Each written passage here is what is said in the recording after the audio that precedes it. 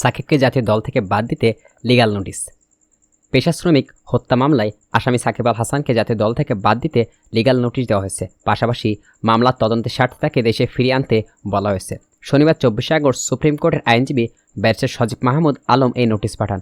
এই আইনজীবী বলেন, সাকিব আল হাসানের বিরুদ্ধে যেহেতু ক্রিমিনাল মামলার রেকর্ড রয়েছে, তাই তিনি আইসিসির আইন অনুযায়ী জাতীয় দলে থাকতে পারবেন না।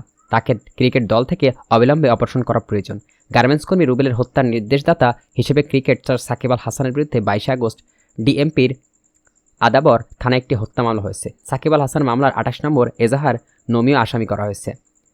নিহত রুবেলের বাবা রফিকুল ইসলাম মামলাটি করেন। মামলায় 28 নম্বর আসামির ঠিকানায় লেখা আছে মোহাম্মদ সাকিব আল হাসান, সাবেক সংসদ সদস্য, পিতা মাসরুল রেজা, সংসদ সদস্য সাং সাহাপাড়া, নতুন বাজার, ডাকঘর, মাগুরা। এছাড়া মামলার সাবেক প্রধানমন্ত্রী শেখ হাসিনা, ওবায়দুল কাদের সহ 156 জনকে আসামি করা হয়েছে। মামলায় অজ্ঞাত আরও 400 থেকে 500 জনকে আসামি করা হয়েছে।